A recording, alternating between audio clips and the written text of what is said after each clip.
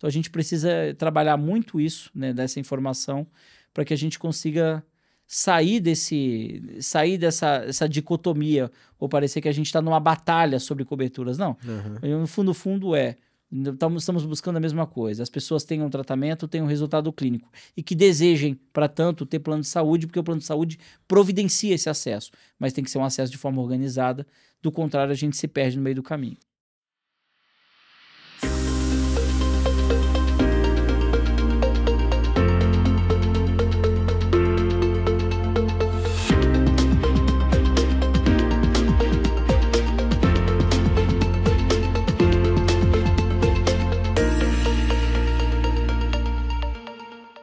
Olá, eu sou o Marco Biego, apresentador do canal Inova na Real, e hoje nós estamos aqui em mais um episódio do Inova na Real Pod, onde nós trazemos as pessoas que realmente transformam a saúde, são pessoas inovadoras, executivos, pesquisadores, e hoje a gente vai falar sobre um assunto que é complicadíssimo, assim, quando a gente olha a saúde, mas a gente precisa explicar sobre isso, saber o que está acontecendo, e hoje nada mais do que uma pessoa que vive isso por dentro para trazer, então nós vamos falar hoje de plano de saúde, né? Plano de saúde, onde praticamente um quarto da população usa esse tipo de saúde, né, saúde suplementar, e onde, se eu não me engano, os gastos dessa linha é mais do que da metade de todos os gastos de saúde no Brasil, né? Acho que por volta de 60%, depois você conta essa história pra gente. E hoje, para falar sobre isso, eu falei, ninguém escolhe e fala, pô, eu vou pegar essa área porque ela é fácil, né? Plano de saúde é fácil. Todo mundo tem uma história sobre isso, ficou esperando, às vezes, uma autorização, contou todas as verdades no questionário de risco, falou tudo isso certinho. Então, hoje nós vamos trazer alguém que sabe disso por dentro, que é o Marcos Novaes, diretor executivo da Associação Brasileira de Planos de Saúde. Marcos, muito obrigado por ter aceitado o convite de estar aqui. Obrigado. Vamos usar você como um guia nosso nessa área que é super difícil. Marco, eu que agradeço a oportunidade de estar aqui com vocês, nesse canal de inovação, Inova na Real. Então é um prazer demais estar aqui compartilhando um pouco dessa visão, né? Acho que a gente junta, é como um quebra-cabeça, a gente vai juntando a cada parte, tentando construir o que será, né? O que construiremos, o que faremos no futuro. Ótimo. E aí, Marcos, como é que a gente faz isso? Geralmente a gente começa aqui porque o nosso público ele se inspira também nas histórias que a gente conta aqui, principalmente nas pessoas que vêm aqui conversar com a gente, que são pessoas geralmente que fazem a transformação na saúde, né? Então, pensando nisso, assim, ninguém vai lá e já chega lá como diretor executivo, um cargo super importante, numa área super importante, que é na área de plano de saúde, principalmente, né, numa associação que pega talvez os planos mais importantes do país. Como é que o Marcos Novaes chegou lá? Como é que essa história, como você chegou lá? Já está lá em cima, mas provavelmente esse caminho, essa jornada foi uma jornada inspiradora. Conta pra gente aí, Marcos. Tá certo, Marco. Vou fazer até uma brincadeira que você comentou que... Será que eu peguei essa área, saúde, plano de saúde, será que é porque é fácil? Vou fazer até uma brincadeira aqui, porque na verdade eu acho que foi provavelmente pelo contrário. Mas eu voltando um pouquinho e tentando, né, falar um pouquinho da minha história, do Marcos. O Marcos sempre foi uma pessoa aficionada por dados, números, equações e tentar resumir algo complexo, simplificando isso em algum tipo de modelagem que nos permitisse depois replicar. Então, basicamente, eu sempre gostei muito de fazer isso, sempre gostei muito de exatas. Fui para a economia por conta disso, né? A economia nada mais é mais do que uma simplificação da realidade, né? Então, quando a gente olha para a economia, e eu adoro aquilo que eu estudei, continuo estudando, eu acho que nada mais é do que a gente tentar simplificar as relações humanas, né? A gente tem pessoas produzindo, como que faz a troca, meios de troca, moedas para poder organizar esse processo, e no fundo é relacionamento entre pessoas. Então, a gente fala que o ser humano é um ser humano racional e a gente tenta na economia o quê? Tangibilizar ou tentar, né, na medida do possível, colocar as decisões de um indivíduo olhando para um todo e vendo qual que é o impacto econômico naquele espaço, né, geográfico. É claro que a economia mudou muito, porque até alguns, né, décadas ou uma centena de anos atrás, o espaço era muito mais delimitado, né? O que era uma cidade, o que era um estado, o que era um país, o que era um grupo de pessoas, o como pensar desse grupo de pessoas, né? Então a gente tinha, digamos, uma uma facilidade muito maior de compreender. E hoje não, hoje na verdade está tudo muito conectado. Então uma informação que circula no Brasil agora rapidamente chega na China ou em qualquer outro lugar do mundo e eventualmente um produto que está com alguma dificuldade, algum problema, rapidamente a informação ela passa por todo, né? Ela passa por, né? Ela alcança esses lugares de forma muito mais rápida, né? E claro, isso tem impacto na venda, no comércio daquele produto de modo geral.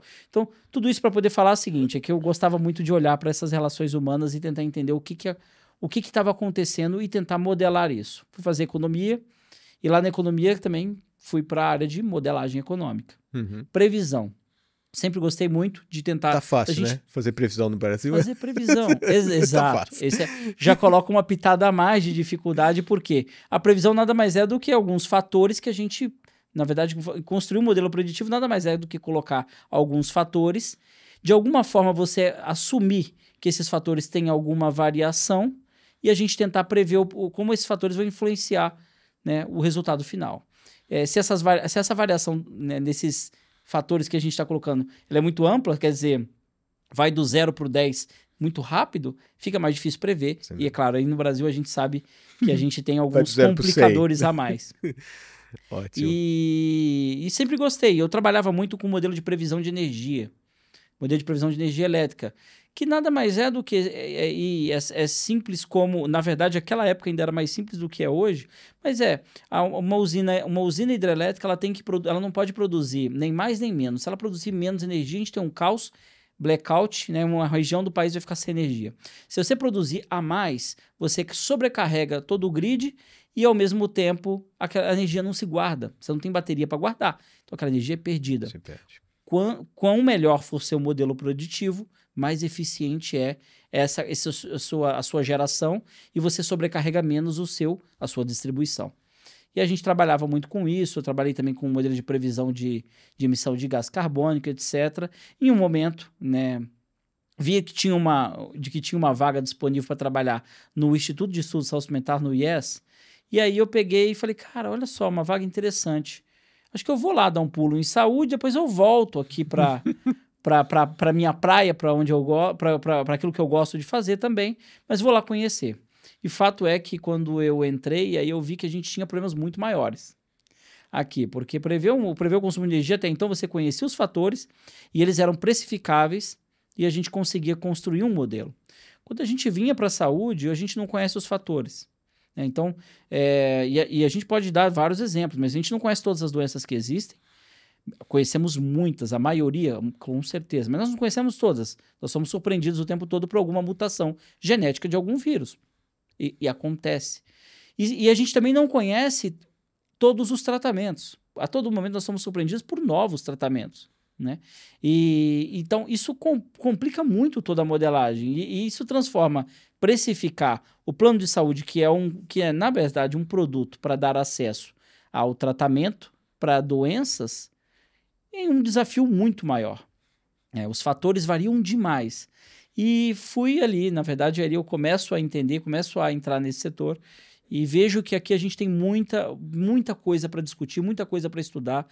Eu acho que tem muita coisa para trabalhar de inovação ainda nele. Quer dizer, eu acho que a saúde em si, ela é um setor que ainda tem muito espaço, muito campo para que a gente possa aprimorar ou buscar pequenas melhorias que podem gerar lá na frente um resultado muito amplo. E estou aqui nesse setor há mais de 15 anos, então me apaixonei por ele.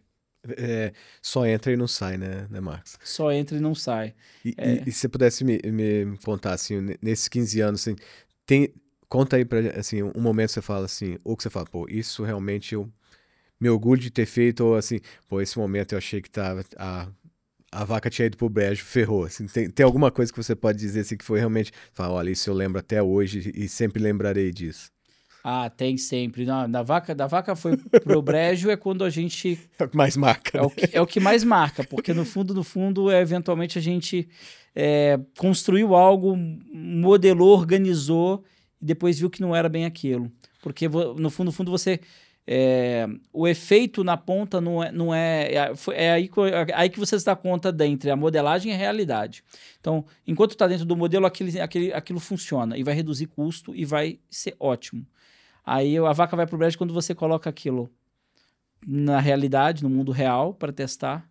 E aí e as coisas não vão sair daquela forma, né? Quer dizer, você tem diferentes agentes trabalhando nesse setor, são os seres humanos irracionais e todos tentando sempre, isso a gente parte da economia desde Adam Smith, todo mundo tenta maximizar os seus resultados. Resultado não necessariamente financeiro, tá? Tem resultado que pode ser, na verdade, mais tempo de lazer por semana. As pessoas trabalham, olha, eu quero ter o máximo de tempo possível de lazer por semana. Não é necessariamente sempre o dinheiro em si, mas as pessoas trabalham com essa, né, de forma racional, buscando os resultados que desejam. E aí, quando você coloca isso num ambiente que tem múltiplos agentes, você tem, né, desde grandes empresas ou pequenas e médias também de prestação de serviço de saúde, você tem empresas de terapias, você tem clínicas pequenas, você tem profissionais unipessoais, uma pessoa profissional, né? Os médicos que guiam, né? Talvez sejam o profissional que melhor tem a capacidade de guiar o paciente, pelo menos por um trecho da jornada. Ele ainda não guia tudo também, mas pelo maior trecho da jornada é o médico que guia. Então você tem múltiplos agentes, você coloca na rua algo e com uma expectativa X e o negócio não funciona por nada, né? Então, mostra que os resultados são muito diferentes daquilo. Então, e agora, quando a gente fala daquilo que a gente, né, trabalhou e viu o quão aquilo pode ser positivo, acho que são vários, né? Acho que a gente temos algumas, isso a gente sempre carrega também, né? Mas a gente tem algumas propostas que fizemos que foram acolhidas, funcionaram e estão lá hoje no nosso ordenamento, na regulação de plano de saúde, e que a gente se orgulha muito de ter sido precursor, eventualmente ter estimulado, ter feito os primeiros estudos. Essa é uma coisa que eu gosto bastante também. Faz parte um pouco da minha carreira, ainda mais no processo de formação dela, é que a minha preocupação sempre foi: olha, peraí, mas como que é o produto no Brasil? Tá, mas eu não posso ficar restrito a isso. Como que ele funciona fora? Tem como trazer alguma experiência de fora para cá? Então, temos algumas experiências que a gente trouxe, que foram, né, parar hoje na regulação e estão à disposição, estão funcionando junto com as operadoras dentro da saúde suplementar. Legal. E aí, Marcos, vamos entrar agora na conversa do plano em si ali. Hoje, assim, como a gente comentou e você comentou, é uma área difícil de previsão, né? É uma área que você tem... É um relacionamento com pessoas, com empresas, né? Então sempre é uma coisa que não é simples, é sofisticada, como você falou.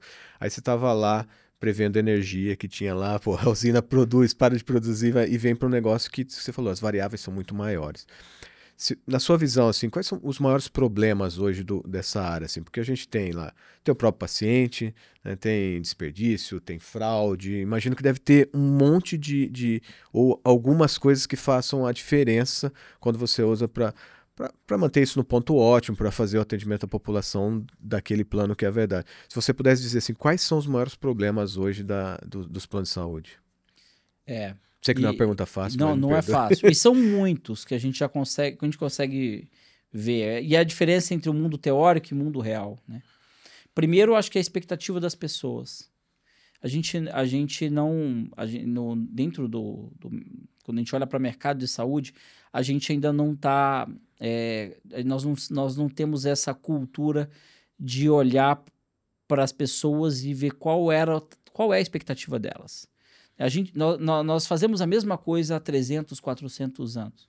As pessoas chegam com reclamação e aquele profissional de saúde, aquele médico, ele tenta ver o que é necessário e indica. Mas muitas das vezes nós não estamos olhando para qual é a expectativa dela, o que ela espera, né? Ainda hoje me contaram uma história que eu achei muito interessante e eu acho que exemplifica muito bem isso. Então, em um determinado momento, um paciente que estava sem poder andar, né, preso a uma cadeira de rodas, ele vai numa consulta médica e ele é atendido por um profissional, digamos um ser divino.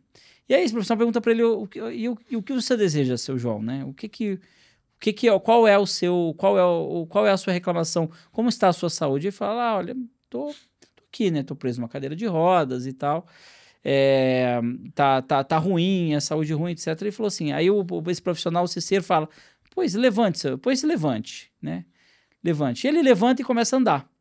Então, e aí ele falou, agora, por favor, né? Pode ir, né? Vamos fazer o próximo atendimento.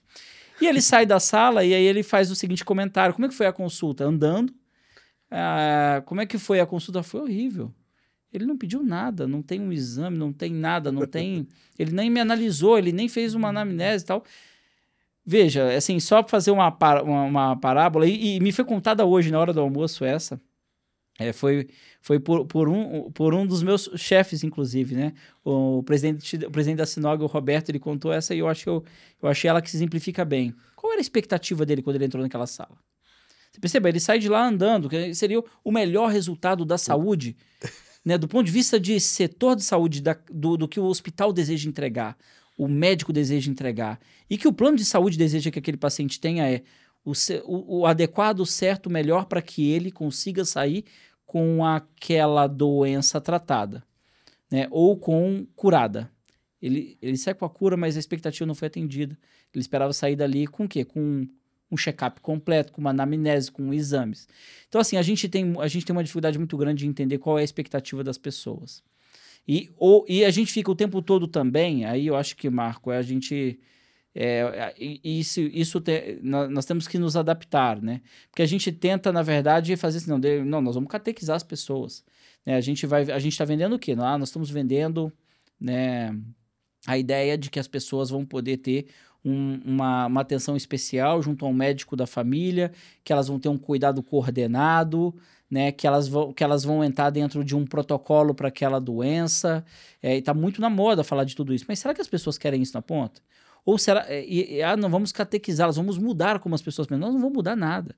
É muito difícil mudar. Agora, é claro, temos formas de colocar todas essas, né, todo esse diferencial, todos esses, digamos que esse conjunto essa forma de olhar o tratamento, eu acho que nós temos que nos adaptar para saber como que as pessoas recebam isso e aquilo atenda a expectativa delas. Acho que esse é um grande desafio que a gente tem pela frente. É o principal deles. E a ideia na Brange é você realmente começar a oferecer o produto que seja mais em acordo com a expectativa das pessoas. Então isso acaba variando o leque. Mas você é muito regulado, né? Imagino que você tenha também limitações para isso lá, né? Porque é um setor super regulado. Né? É um setor super regulado. Isso transforma e deixa as coisas muito mais difíceis, né? A gente fala muito na ponta, né? A regulação construiu um produto e eventualmente as pessoas não estão comprando mais isso. Ou as pessoas compram, mas desejam outra coisa um pouco diferente. Então a operadora tem o tempo todo um desafio de tentar inovar.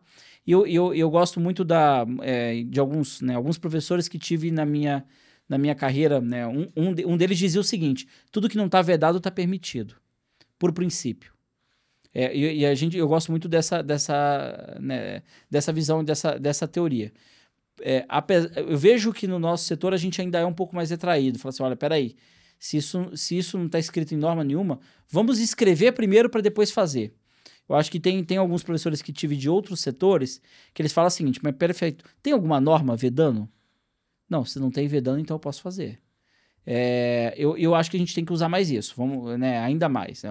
Claro que as operadoras vêm trabalhando, vêm inovando em produto, atuam de forma diferente, dependendo da região do país. As regiões são diferentes, né? A forma das pessoas, até a forma de trabalho, né?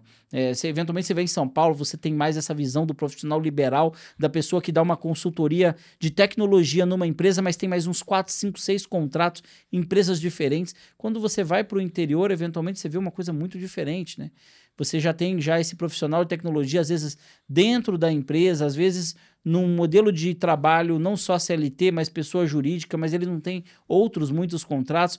Quer dizer, como é que a gente faz para moldar plano de saúde para que as pessoas tenham acesso a esse produto?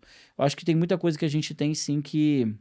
A gente tem que ter alguma flexibilidade para trabalhar. Não é fácil, porque realmente é um setor regulado demais e que às vezes, por vezes, a gente se pega também como setor regulado, pedindo um pouco mais de norma, né? Então eu vejo, às vezes, a gente falando, muitos de nós discutindo, será que não deveríamos estimular que a ANS fizesse uma norma disso? Mas peraí, aí fazer o lado contrário, né? Mas não está permitido? Deixa assim, vamos trabalhar dentro dessa flexibilidade, porque se fizer a norma vai ficar amarrado também. E um setor amarrado nos tempos atuais, ele nos traz um desafio muito grande. Também uma outra coisa que eu acho que é importante a gente trazer e sempre pensar cara, olha para o mundo há 10 anos atrás. Quer dizer, há 10 anos atrás você imaginaria que o hoje seria da forma como a gente está vivendo? Né? A gente tem robôs que aspiram a casa, você tem, né, inteligência artificial, e a gente tem essas grandes plataformas de IA que hoje respondem a questionamentos nossos ou até fazem uma análise regulatória muito melhor do que muitos de nós o fariam de forma tão rápida quanto ele. Então, assim, a gente tem um conjunto de coisas que a gente nunca imaginou ter.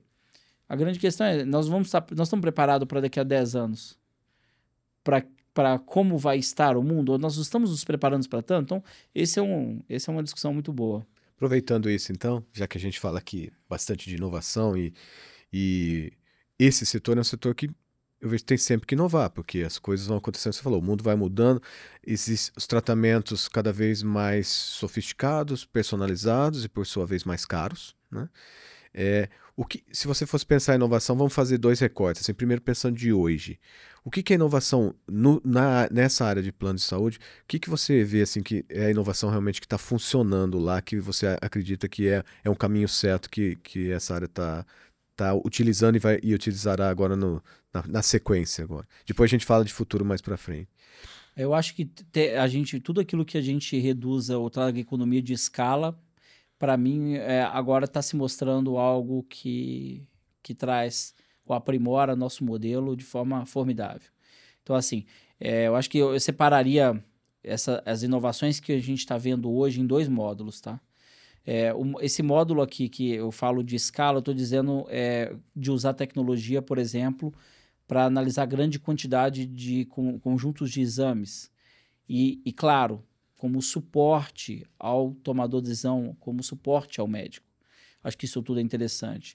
Usar a inteligência para processamento de grande quantidade de dados, quando a gente olha para um processo de autorização da própria operadora, né, de recebimento da conta médica, de análise daquela conta e de pagamento para fazer com que esse processo seja mais curto, mais rápido, mas ao mesmo tempo, né, com uma boa análise. Tudo isso eu acho que veio para ficar e tem ajudado muito. Então essas inovações aqui que eu falo que está cuidando de grande quantidade de dados, que esse é um problema do nosso setor. A gente tem grande quantidade de dados, só que ao mesmo tempo dispersa, né? E sem ter o conjunto, a gente não tem a história de ninguém. A história completa nós não temos. A gente às vezes tem pedaços dela. Eu acho que a inteligência artificial e tudo isso que a gente está vivendo do ponto de vista de tecnologia, misturando com dados, tem dado uma solução muito interessante para esse conjunto. Aquilo para o individual, né, olhando para soluções individuais, eu acho que a gente ainda está precisando aprimorar, precisando avançar mais, né? Eu percebo que muita coisa que se vende, olha, como sendo cura, quando vai se provar na ponta não é muito bem a cura. Eu acho que a gente ainda tem muito que dá para aprimorar numa visão individual, naquilo que é uma tecnologia para solucionar uma questão do indivíduo em si. Eu acho que acho que vai ter uma fronteira daqui para frente cada vez mais nessa especialização. A gente está né, a humanidade está tentando resolver o problema do indivíduo, né? E acho que ainda vai ter um grande salto aqui. A questão é quanto tempo, porque aqui está a fronteira da ciência, né? Sem dúvida. E acho que isso que você, na minha visão, isso que você comentou, assim, porque tá mudando muito rápido, né? E às vezes vem sugestões e proposições que naquele momento parece ser a coisa mais inovadora e transformadora, e depois com o tempo se vê que não é bem assim, né? E eu imagino que a área de plano de saúde ela fica ali no meio entre o racional e o desejo, né, daquele tratamento, porque às vezes a pessoa está naquele momento agudo da vida dela, né? Então, esse caminho, você acha que esse caminho é pela análise de dados e de informações? Esse a gente passa pelo aquele nosso problema das expectativas, né? Sim. Porque a gente como ser humano, né, e fora, não só Brasil, nós vendemos a ideia da cura para algo e que aquelas pessoas têm aquela expectativa. A expectativa é essa. O que a gente tem visto é que nem sempre é bem aquilo, não é a cura. Às vezes é o ganho de algum tempo de vida, às vezes é algo ainda, digamos, né, que ainda está sendo analisado, que ainda está sendo testado, a gente ainda vai ter que evoluir muito. Então, assim, e quando a gente fala de setor de saúde, qual é o nosso grande desafio? É que normalmente isso vem com custo. E a gente cuida de um coletivo, nós não cuidamos do indivíduo sozinho. É um coletivo, são muitas pessoas. Eu costumo dizer o seguinte, e para o plano de saúde funcionar, a visão precisa ser essa. Senão a gente começa a deturpar todo o modelo. Eu costumo dizer o seguinte, nós trabalhamos olhando para um conjunto, um coletivo de pessoas. Esse coletivo de pessoas olham para um indivíduo. Quer dizer, eu tenho um grupo, podem ser 1.000 segurados. Uhum. Dentro desses 1.000 segurados, eu tenho indivíduos que estão precisando de maior cuidado de saúde. Esse grupo está olhando para o indivíduo. Se a gente começar a olhar para o indivíduo e achar que o indivíduo, esquecendo do grupo, né? É que o indivíduo vai ter os acessos todos. E cabe ao grupo providenciar, não vai funcionar assim. Porque esse grupo ele dispersa, ele foge, ele sai. Né? O plano de saúde ele tem mais esse complicador. No formato em que foi construído ou foi desenvolvido essa lógica de você, né, do mutualismo, das pessoas se autossegurarem, que nada mais é do que todos os seguros são nesse formato, a gente tem que pagar algo próximo do que a gente imagina ser o nosso risco. Se eu estou dentro de um grupo em que a mensalidade do plano, quer dizer, o tamanho do prêmio, né, do seguro, do ticket, ele está muito elevado, eu tenho uma tendência a mudar. Exato. E a gente, para simplificar essa história, eu sempre gosto de usar aquele exemplo do condomínio, né? Se eu tiver num condomínio onde o condomínio colocou um monte de serviços lá dentro, dentro do nosso espaço, né? Então você tem um monte de serviços e realmente virou um condomínio fabuloso. Só que o valor do condomínio é 7, 8, 9, 10 vezes mais caro do que qualquer outro condomínio comum. Qual que é o fenômeno mais natural? As pessoas vendem o imóvel. E na hora de vender, ainda tem que vender mais barato. Por causa do condomínio. Por causa do condomínio. Se você falar assim, não, mas e o aluguel? Não, se tiver que alugar, você tem que compor aluguel com condomínio, você tem que alugar mais barato por conta do condomínio ser muito caro. E no fundo, o que a gente está fazendo? Expulsando as pessoas. Estão dizendo para elas, olha, esse aqui não é o melhor modelo porque o investidor vai achar o aluguel muito barato. E aquelas pessoas que moram lá podem estar achando um condomínio muito caro e vão mudar por conta disso, vão vender mais barato. O que é o plano de saúde também é isso. As pessoas, se ele ficar muito caro, as pessoas vão pensar o seguinte, olha, será que é melhor eu mudar? Vou fazer uma portabilidade, vou mudar de produto, né? Vou avaliar minhas opções. Né? Tem uma outra empresa, não, vou ver se vale a pena eu me agregar no plano de saúde da empresa do cônjuge, ou de qualquer outra forma, ele vai procurar soluções. E ele vai sair daquele grupo e vai parar de financiar ele. E isso leva a uma situação, inclusive, ao risco de insustentabilidade daquela carteira. Né? E esse é um conceito difícil de brasileiro entender, tá? Super difícil. Mas a gente, às vezes, tem um grupo de 3.000 pessoas que estão ali dentro de um contrato e que o contrato está equilibrado, e quando ele se desequilibra, ou seja, o preço fica muito caro, as pessoas começam a sair, ninguém, às vezes as pessoas não entendem, mas ao sair um monte de pessoas, o preço para quem ficou fica maior. Porque eu tenho que dividir um custo maior para um número menor de pessoas. Então, é um pouco da gente tentar entender e organizar melhor isso. E é super difícil mesmo, né? Porque, assim, quando a pessoa, em tese, está saudável, né? E sendo assim, seria o que eu faria, que todo mundo faria, acho que é natural. Você está saudável, teoricamente você acha que o teu risco é baixo, então você acha que você precisa pagar pouco por aquilo. Né? Se ao mesmo tempo muda a sua situação para você quando você está doente, você espera tudo que tenha que você possa ter tudo que você... Né? E também mantendo aquele preço baixo, né? Então você acaba tendo realmente é difícil você entender que é um trade-off ali, né? Eu preciso, quando eu estou bem, ajudar o sistema a se manter funcional, para que quando eu precisar ele esteja adequado para eu poder usar, né? E é o que você falou, expectativa é uma coisa super difícil quando há doença, né? E aí, Marcos, assim, como é que você vê isso? Porque, assim, uma coisa é eu explicar, assim, olha, eu estou fazendo o seguro do carro, né? Se ele for roubado, eu vou receber o valor da tabela FIPE, né? Por hipótese, Uhum. né? O plano de saúde, ele tem uma variabilidade de opções de sinistro que é gigantesca e que as pessoas não entendem, né? Muitas vezes isso. Você acha que existe uma forma, assim, vocês estão buscando uma forma de como a pessoa pode compreender, né? Porque a maioria ainda das contratações são pessoas jurídicas, né? Que contratam os planos de saúde hoje em dia.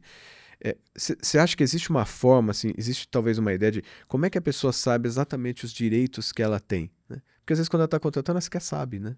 E isso é super difícil, né? Até imagino, não sei se tem uma solução, vocês estão vendo alguma coisa desse tipo para... Eu acho que, para começar, é melhorar a informação. É claro que a gente tem que separar aqui né, em dois... Vamos separar em dois grupos, mas a gente pode ter situações em que as pessoas estão bem informadas, mas desejam utilizar o sistema de uma forma para alcançar algo. Então, assim, eu sei que existe carência, mas eu vou contratar e vou pedir, porque é a forma que eu tenho para acessar aquele tratamento, né? Há pouco a gente recebeu uma comunicação também em canais nossos de pessoa que, eu aderi ao plano e preciso de uma ajuda porque a gente fez adesão ao plano e está pegando um tratamento e está querendo um tratamento oncológico, mas o plano está dizendo que está em carência. Peraí, mas qual que é o erro aqui? Porque você está em carência mesmo, né? E a carência nada mais não é uma ferramenta para reduzir acesso. Longe disso, a carência é uma ferramenta para ampliar acesso. Porque se todo mundo que descobrir uma doença entrar no plano de saúde para se tratar, o sistema não vai sustentar, ele não se sustenta. E quem está lá dentro vai ser o mal penalizado porque eventualmente está lá, como você disse, estou lá 10 anos e aí agora o sistema não consegue mais... Estou lá 10 anos contribuindo, nunca precisei de grandes né, tratamentos. E aí, agora que eu estou precisando, o sistema ruiu.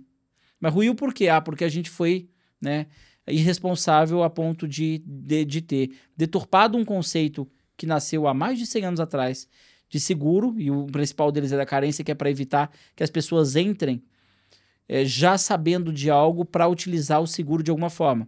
É igual a gente fazer male, a gente, né, comparando, a gente pegar uma seguradora e tentar, né, de alguma forma fraudar aquele seguro, tendo acesso à cobertura, contratando para ter acesso a uma cobertura que não deveria. Então, assim, no fundo, a gente está vendo que a gente tem, claro, uma utilização que muitas vezes as pessoas têm uma informação, mas desejam porque isso é necessário para ter porque talvez entendem que sem aquele acesso elas poderiam ficar sem o tratamento, que a gente também tem essa dificuldade no Brasil em especial, né, de acesso quando a gente fala de setor público, uma população gigantesca, um volume uma demanda também igual, gigantesca, e a gente tem uma dificuldade de organização disso.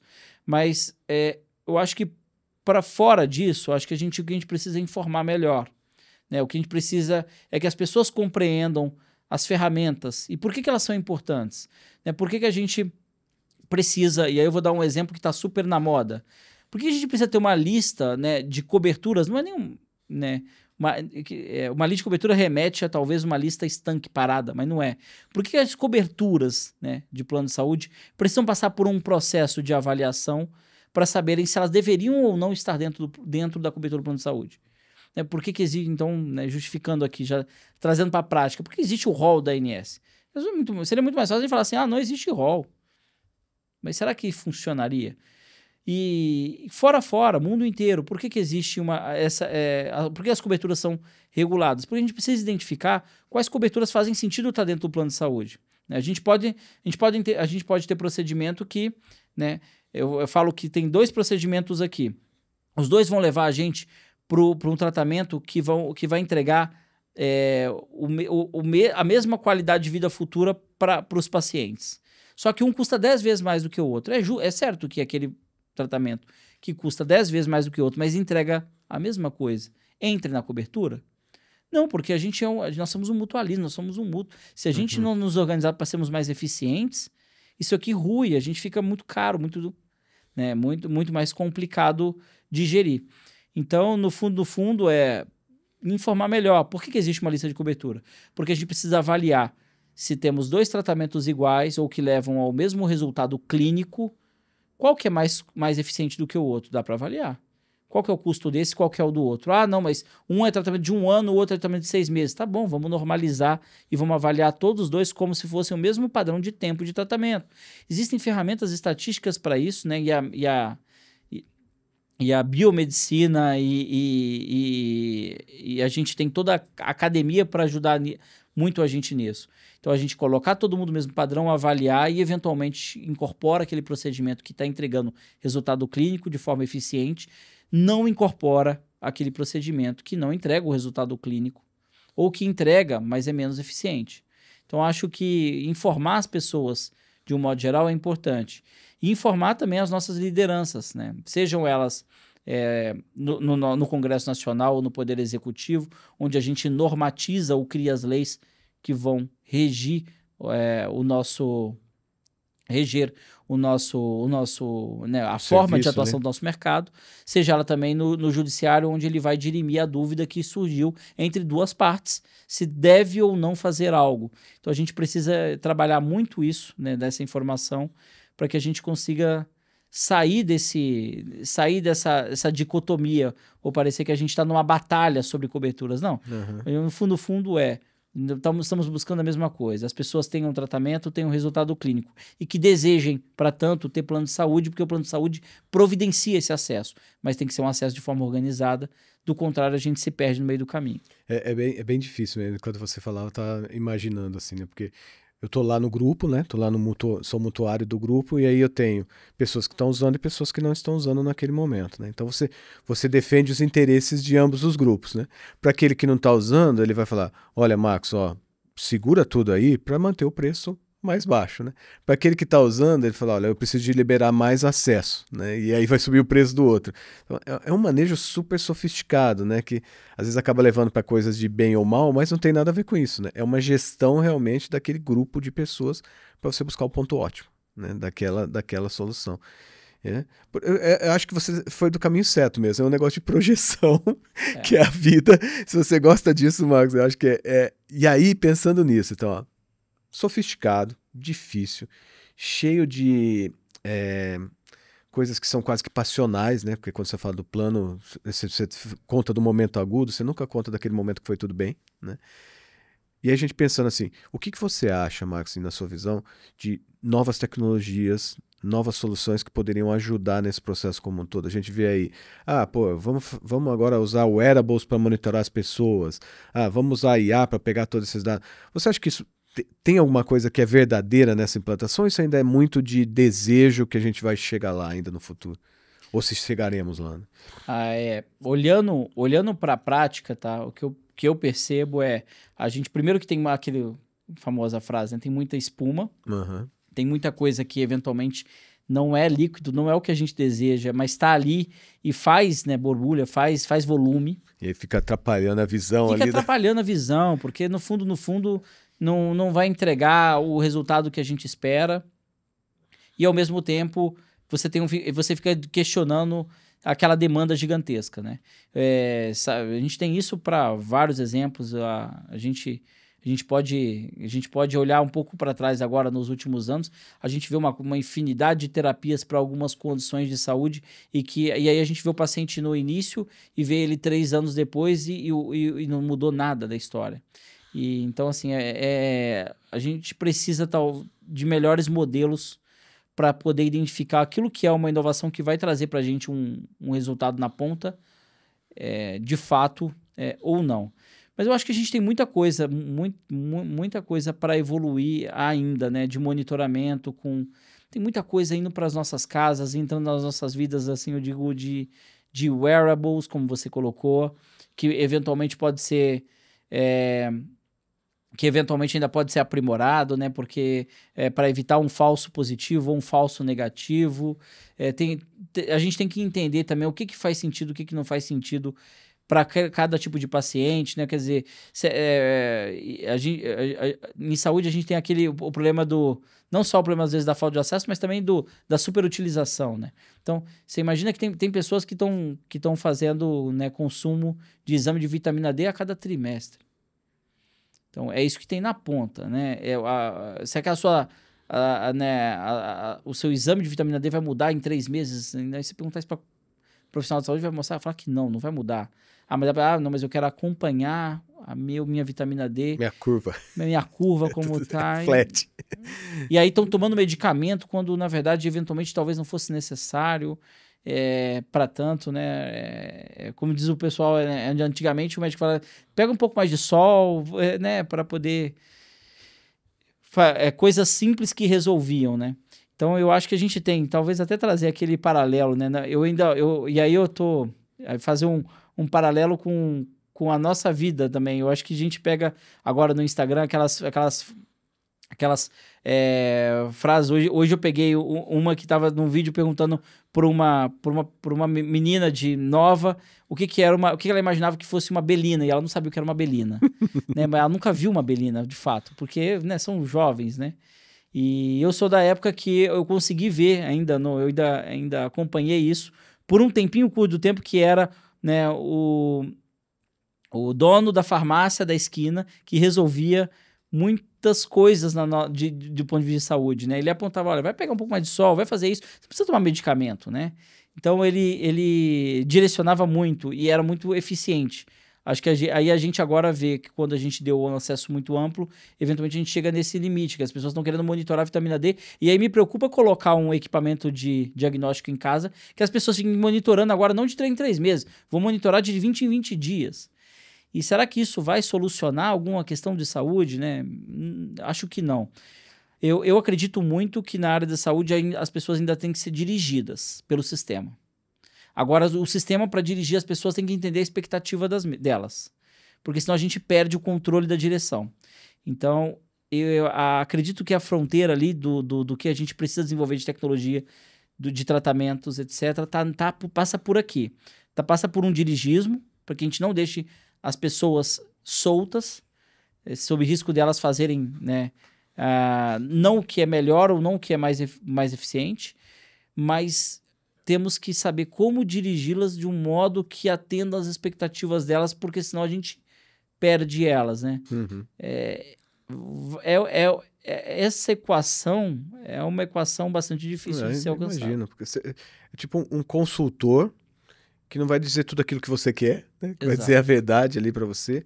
E aí, quando a gente pensa nisso, Marcos, assim, o que a gente tem visto cada vez mais, e aí você fica super à vontade de colocar isso de opinião, sei que eu também não tenho uma opinião formada sobre isso, que assim, cada vez mais está todo mundo buscando a personalização do cuidado, né? Cada vez mais para cada um.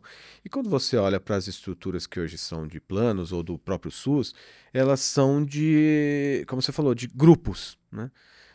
Vai chegar uma hora, essa conta não vai fechar, né? Ela é super difícil de fechar. Você cada vez sendo mais personalizado, mais gerindo, tentando buscar o melhor para todos, né?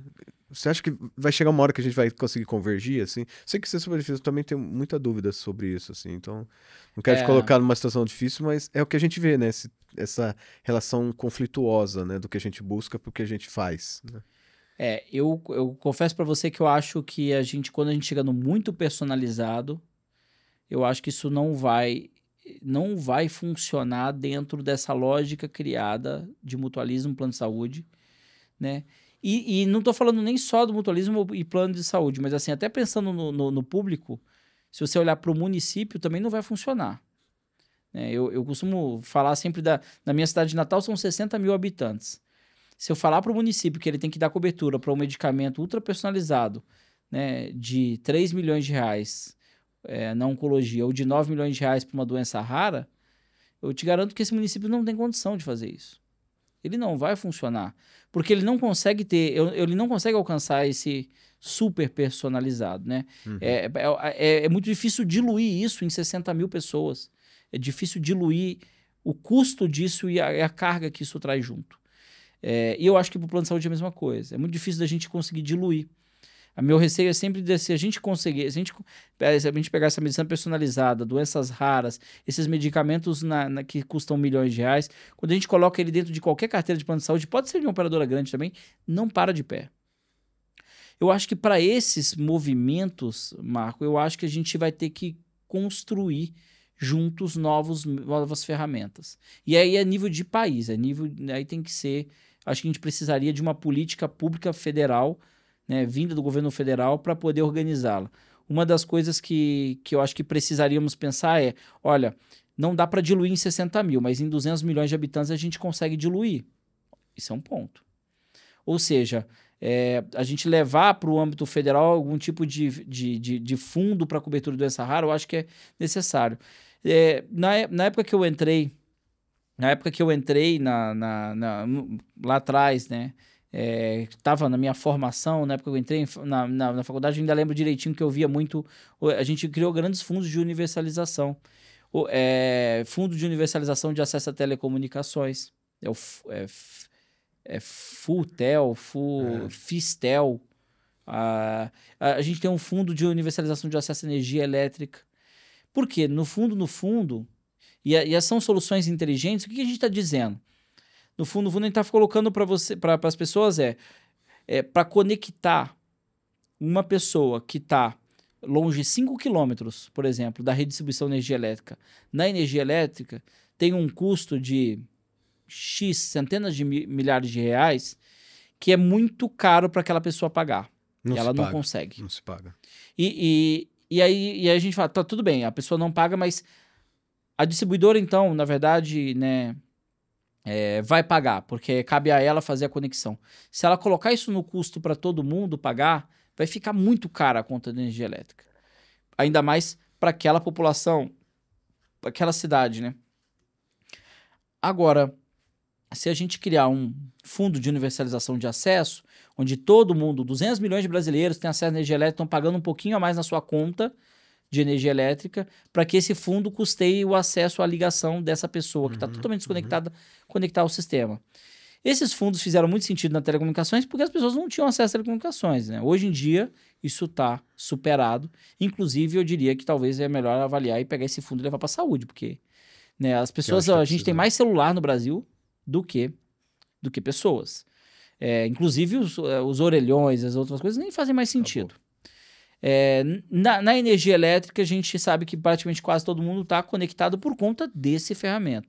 A grande questão não está na hora da gente discutir algum fundo de universalização para universalizar né, o acesso a esses tratamentos para doenças raras. E, claro, né, que a gente vai definir quais tratamentos são efetivos, funcionam, ou que tenham estudos que comprovem a efetividade dos mesmos, ou se não tem estudos, alguns modelos de compartilhamento do risco e da gente monitorar as pessoas para que a gente consiga alcançar, no fundo, saber identificar qual que é o tratamento que está funcionando. Eu acho que está na hora de discutir isso. Isso funcionou nesses outros setores, isso está longe de ter alguma coisa semelhante em saúde, a gente não tem, mas já bate nossa porta, porque a gente já tem tratamentos para doenças raras hoje que um município ou vários dos nossos, e dentro dos 5.500 municípios, eu te garanto que talvez 80% ou 90% deles não conseguiriam pagar essa doença rara para um paciente. Você vê porque que o Marcos Novaes está lá na Abrange, né? Porque realmente são soluções, você precisa de soluções novas para um novo momento, aquilo que você falou, né? Hoje eu estou vendo assim, a gente vai ver diferente daqui a um tempo. Será que com essas soluções nossas que temos hoje, provavelmente não chegaremos lá, né? E aí vale muito também talvez a gente tenha que, não dá para socializar, né? Todo esse risco, né? E privatizar todo o ganho, né? Talvez todo mundo tenha que estar no risco, né? Nessa brincadeira, né? Partir aí entre quem faz o medicamento para doença rara, né? Quem faz a jornada, quem vai pagar, e talvez para ver como a gente dá acesso, né? Para todo esse documento, essa nova possibilidade para essa população que precisa disso, né? Mas eu gostei muito da sua colocação. Acho que ela é uma visão realmente de quem quer construir, né? A visão de quem quer construir caminhos, né? E de não que fica ali esperando que eles aconteçam. Acho que essa é a inovação que a gente busca aqui quando a gente discute coisas para serem aplicadas na realidade, né?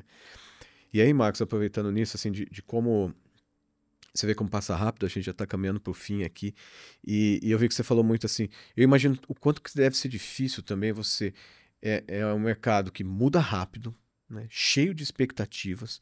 Como é que vocês levam esse... E você é feito lá por um... Desculpa, um aglomerado de...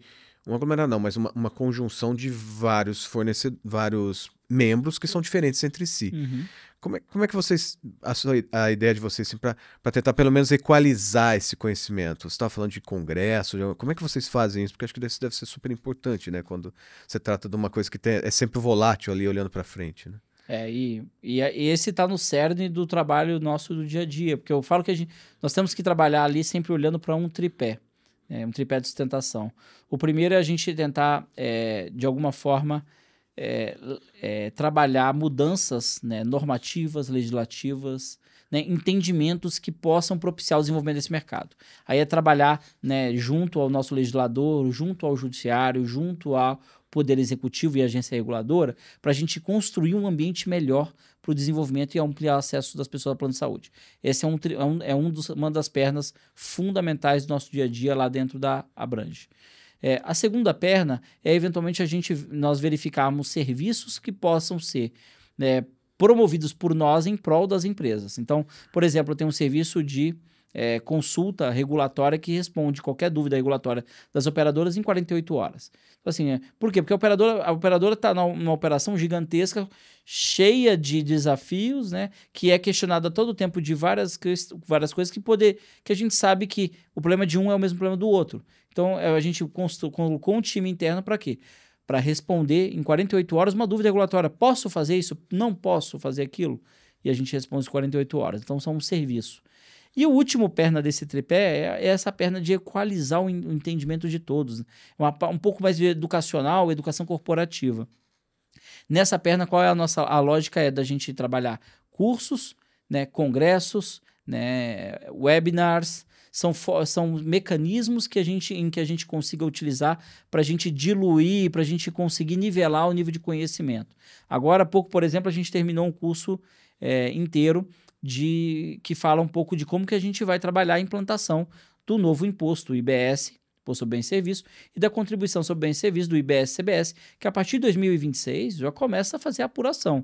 Então a gente fez um trabalho, um curso, todo moldado para as operadoras associadas. Tivemos ali muitas dezenas de profissionais da área na área de controladoria, da área de tax, das empresas que participaram, para a gente nivelar todos. Olha, muda tudo. A gente recolhia tributo de uma forma, nós vamos recolher de forma totalmente diferente. E a gente precisa nivelar isso.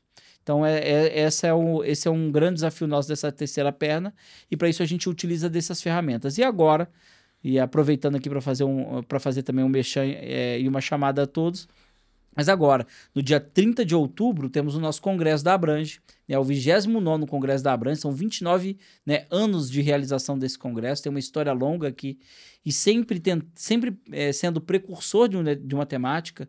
No ano passado, no 28º, a gente falava de melhor integração entre o público e o privado, né? E aí a gente percebe que aquele debate todo que tivemos, né, esse ano a gente percebe uma diretriz, né, de Estado, né, vinda do Ministério da Saúde, de tentar integrar melhor esse sistema. Não é à toa que criou-se o programa Agora Tem Mais Especialistas, agora Sim. Tem especialistas. Então, no fundo, o 28º tinha essa lógica de a gente trazer o tema da integração, e agora, no dia 30 de outubro, a gente vem trazendo uma temática de nova ordem mundial da saúde. Quer dizer, gente, o que vem pela frente, né? Como seres humanos, né? Os seres humanos, eles se desenvolviam, né, numa determinada velocidade, e a velocidade ampliou de sobremaneira, né? E a gente percebe isso nas nossas empresas, nas nossas relações, nas redes sociais, né, que desenvolveram muito, na saúde, onde a gente percebe, por exemplo, não só o efeito na saúde mental, com alguns desafios maiores que a gente vem percebendo, mas muita coisa mudou, né? Muita tecnologia que a gente falou aqui. Então agora, no dia 30 de outubro, a gente trouxe essa temática de nova ordem mundial de saúde e uma temática de um olhar para frente, e estamos trazendo para tanto como personagem principal, né, dentro desse evento, o filósofo, escritor, Yuval Harari, né?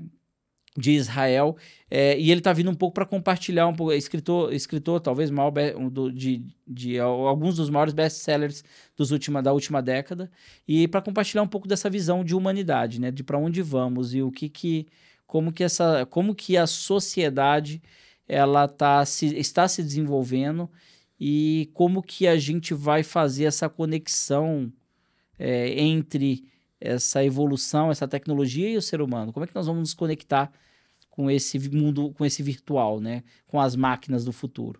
Então, acho que é uma forma que a gente tem, e o Congresso a gente usa para isso, é para trazer todo mundo, as operadoras, né? Trazer os principais gestores, as principais lideranças desse setor, para pensar algo para frente. Isso que eu ia te perguntar, assim, por exemplo, é um assunto que todo mundo da saúde tem interesse nele, pensar no futuro, pensar ali com lideranças e pessoas que discutem isso em alto nível, né? Quem que é o público desse congresso? Quem que pode estar lá, né? Quem que pode estar lá? O público é geral ou ele é fechado para algumas lideranças? Como é que funciona? Não, é claro que por ser um congresso da Abrange, acaba que você tem um perfil de público, mas ele é aberto para qualquer brasileiro, qualquer pessoa, na verdade, que quiser desejar, aí pode entrar no site, né, www.congressoabrange.com.br e fazer a sua inscrição no evento, né? Ela tem um valor que é basicamente para cobrir os custos do evento, na verdade, é para subsidiar parte do custo do evento, né? Uma boa parte é um investimento da própria instituição, e então todos podem ir, e já fica aqui o convite, vão ter mais de 1.000 pessoas lá conosco nesse evento, em que nós vamos contar com, né, nossas lideranças públicas, lideranças do setor privado, né, e também grandes pensadores brasileiros e não só brasileiros, mas de fora também, para debater essas temáticas, né?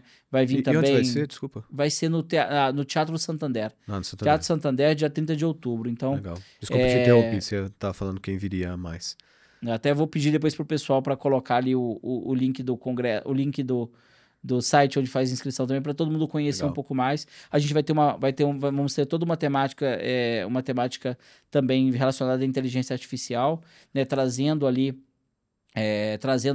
a personagem central da União Europeia, da regulamentação da inteligência artificial no continente europeu.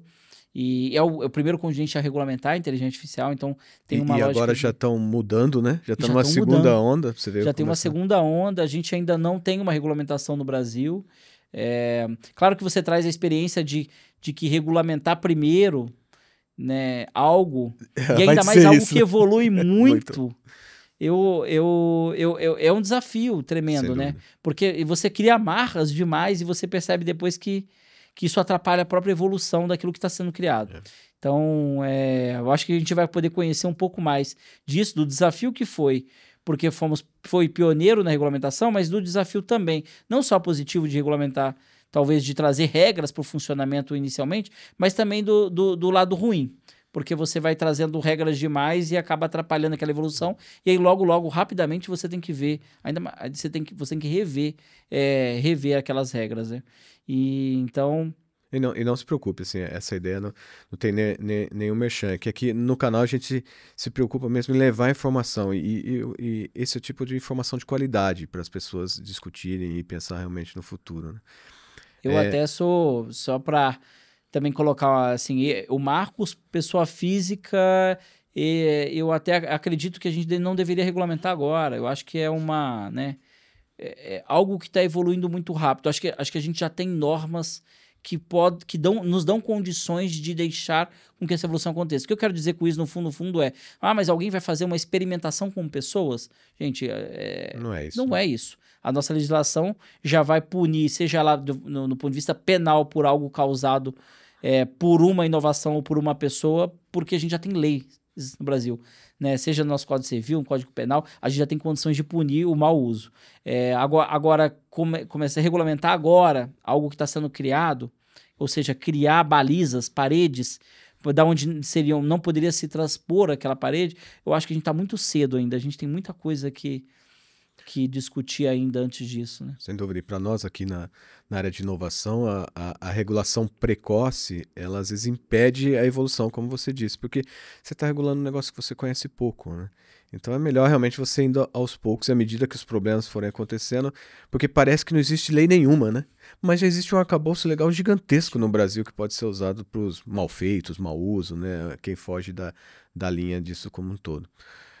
Tive aqui Marcos Novaes, diretor executivo da Abrange. O Marcos vocês viram uma pessoa que tem uma visão diferente, fala sobre um assunto que é super difícil, onde as opiniões são quase todas do fígado, e o Marcos consegue dar caminhos para a gente de onde isso vai. A gente falou aqui bastante, mas foi muito rápido para nós. Mas, Marcos, antes de encerrar, eu deixo para você aqui um recado final, se você quiser dar aqui para o nosso público do Inova na Real, porque hoje, pelo menos, eu aprendi muito, né, de plano de saúde, e sempre quando estou com você, a conversa flui, porque você coloca as coisas de uma forma que a gente entende. Então, fica à vontade de fazer suas considerações finais aqui para a gente. Primeiramente, agradecer, Marco, primeiro, parabenizar, talvez, né? Primeiramente, parabenizar Obrigado. vocês pela criação, né? Não só do Inova na Real, mas por todo o trabalho que você vem conduzindo e liderando no Brasil inteiro. E levando essa inovação, primeiro incubando, né, olhando para dentro, vendo como que a gente pode fazer com que ela se desenvolva e depois transbordando essa inovação para o nosso setor de saúde, para os nossos demais setores da economia. Então, assim, acho que esse trabalho que você vem estimulando e liderando, ele é fundamental para o país, né? Acho que a gente carece muito disso, né? Muitas vezes a gente olha para o Brasil e fala, olha, tem grandes hubs tecnológicos, temos hubs aqui, sendo, né, criados e que já estão florescendo, gerando frutos, né? Não só no Brasil, mas para fora. Então, parabéns por esse trabalho. E aí, parabenizo também pelo canal, né? E Inova na Real, vamos discutir de verdade. Vamos ter um canal em que, por exemplo, a gente possa falar que regulamentar a inteligência artificial muito cedo pode ser muito ruim, porque a gente às vezes vê alguns debates, né? Falando assim, temos que regulamentar, temos que fazer... Vamos debater a fundo, vamos entrar no detalhe e vamos ver o que aconteceu lá fora, né, com quem o fez muito cedo. Então, assim, a gente percebe a importância do canal e de ter essa expertise para debater um tema tão importante quanto esse. Então, agradecer a oportunidade de estar aqui com vocês e colocar aqui a gente sempre à disposição. Acho que a gente trabalharmos juntos. Afinal de contas, né, como sociedade, ser humano sempre ter essa visão de compartilhada, né?